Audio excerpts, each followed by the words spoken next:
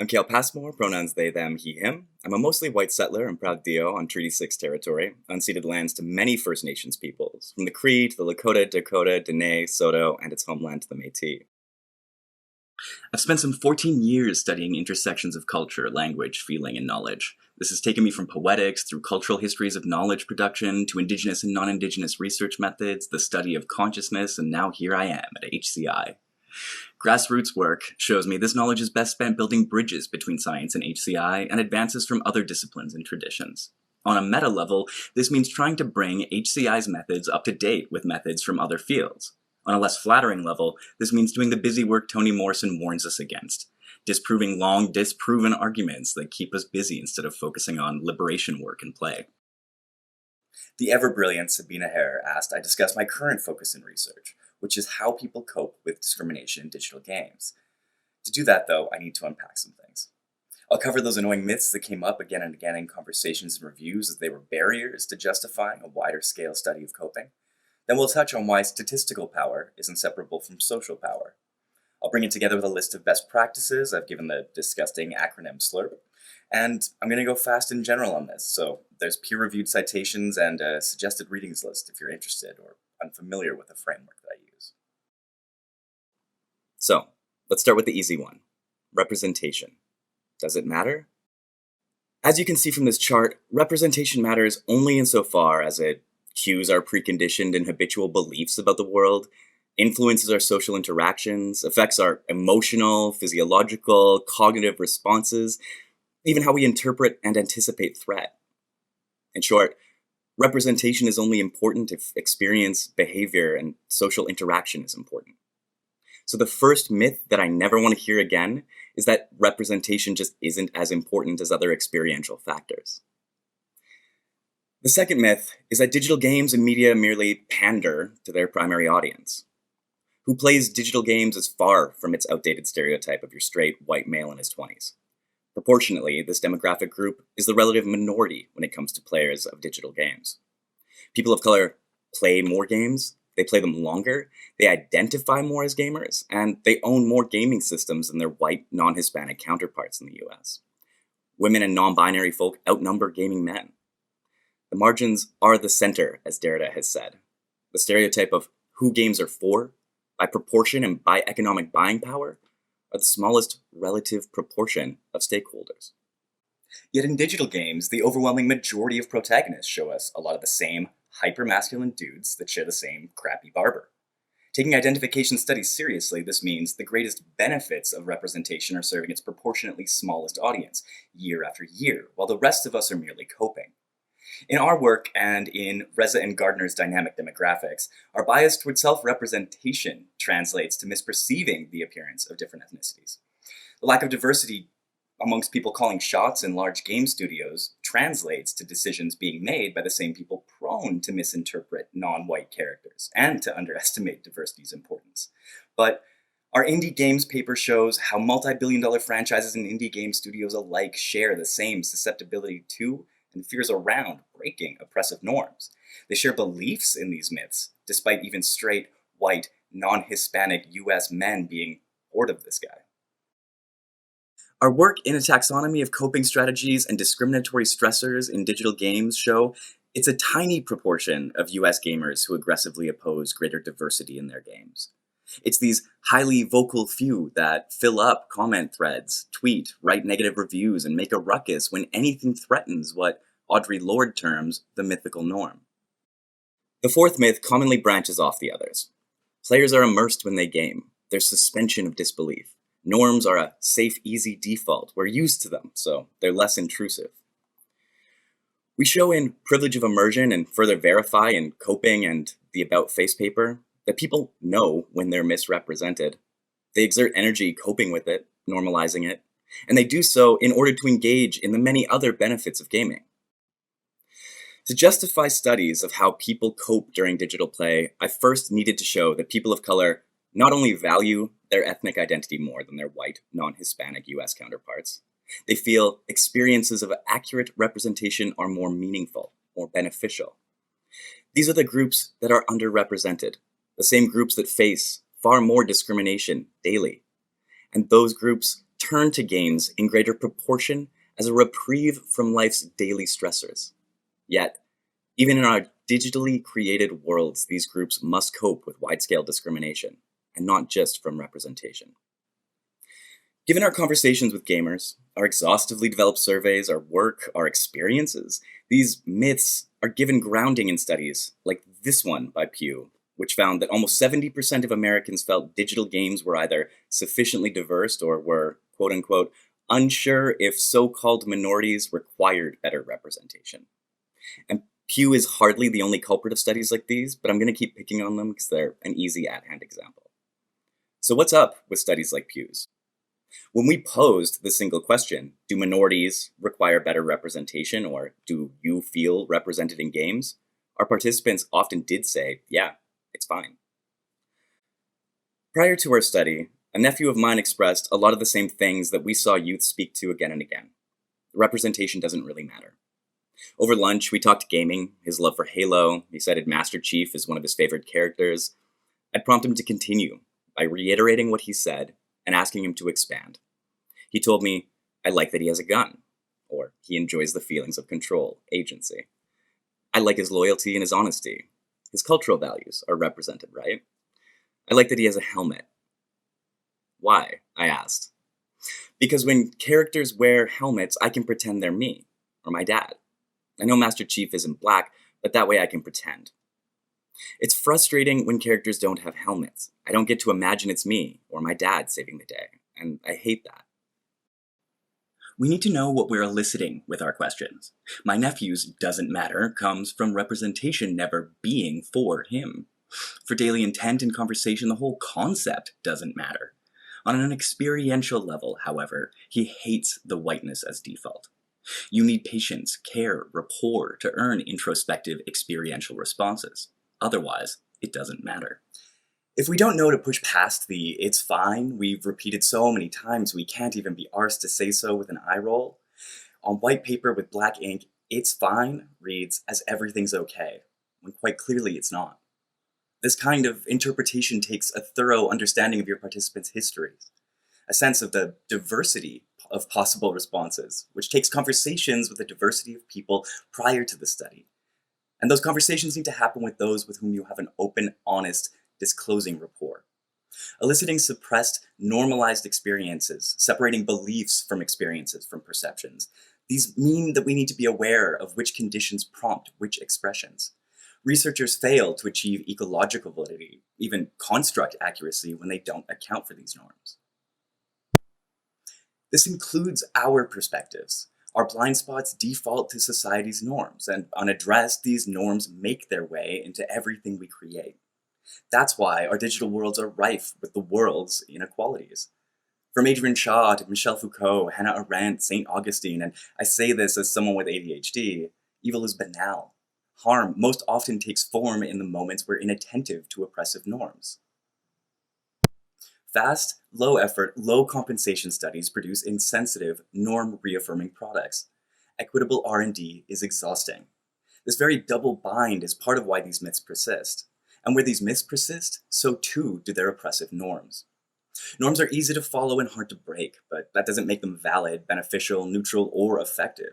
Normal isn't neutral, and something's being normal doesn't make it not violent. In coping terms, normalization may suppress our immediate response to a frequent, violent stimuli, but this comes at a cost to our long-term health and well-being. All of this is to say, people are always already involved in systems of power, everyone. So power affects people's perceptions, beliefs, experiences, and disclosure. It affects the data you gather. If you want accurate data, you need to understand how systemic power works. This diagram is by no means comprehensive, but it's a useful start. On the top half, we see social norms, highly valued social categories. If you have or are identified with them, you have more power than those who do not have them or are not seen as representative of those values. You have power. Everyone is oppressed in some form or another. Everyone has privileges in some forms. And that power shifts across time, across contexts, across interactions. The same bias toward self-representation in representing faces is seen in knowledge. I can know poverty is expensive, but I don't experience how, say, a small increase in bus fare changes the daily stressors of which groceries to buy. The accumulative emotional and financial stress because I help out my family with their daily costs of living. The anticipatory stress of knowing this isn't the last time bus fares will be raised. Crenshaw and Collins introduced intersectionality to refer to these compounding experiences. For example, LGBTQ plus women of color are exposed to significantly more discrimination than non-LGBTQ plus women of color. I've thrown some essential readings in the list for more information, as well as works by Yolanda Rankin, Kishona Gray, and Stephanie Ortiz, so you can see how intersectionality applies within HCI. But what I need you to get from this is that different kinds of oppression, racism, sexism, ableism, classism, etc., are interconnected.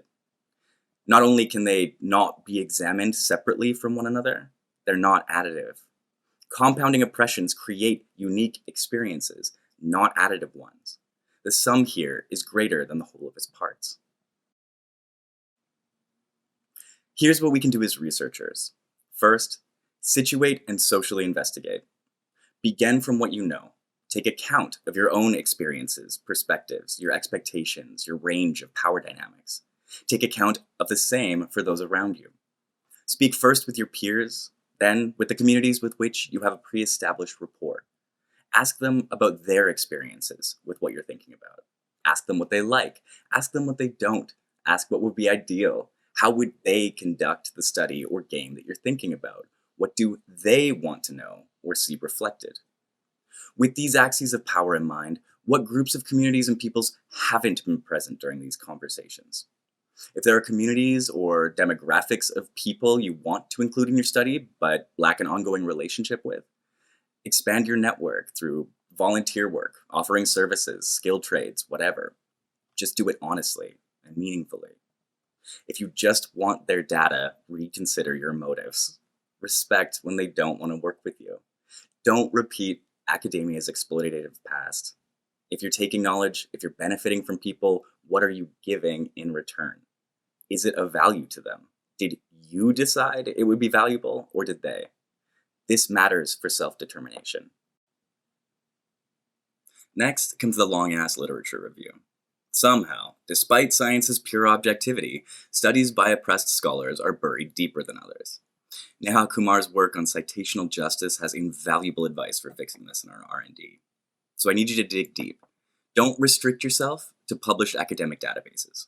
Social media, oral histories, community leaders, there's invaluable knowledge contained in the stories deemed unworthy of academic journals. I've learned more about game design from speaking to youth around the world than I have from many overly cited papers. What we do and think about changes given the context, be it in the shower, at a job interview, at family dinner. The context of research is no different. We all wear masks, many codes switch. If you want experiences from behind those masks, you must mitigate power and foster a trusting relationship. Identity-based motivation theory, social identity theory, and critical race theory are incredible frameworks for learning how context, identity, and disclosure relate. Diverse friends are even better.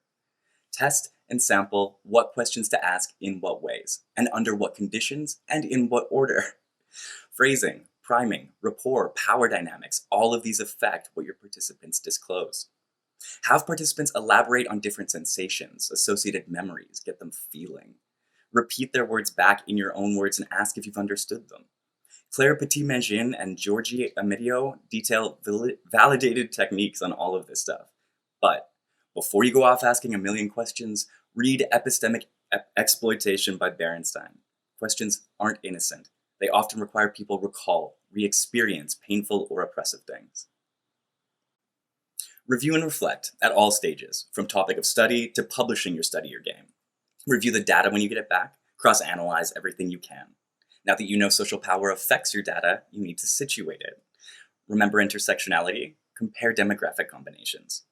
Bring participants and peers back in throughout to check if what you've interpreted still speaks to their experience. Our biases take hold even during final edits. Because your participants have stakes, they can help you with final proofing to ensure what you've put on paper reflects their pre-study experience. Kata Spiel's work on critical participatory design is immensely helpful for techniques, methods, and key considerations here. Last, your postmortem. After your tireless but brilliant work is published, reflect on what you've done and its reception. Think about how you did it. What changed? How did it change you? What did you learn?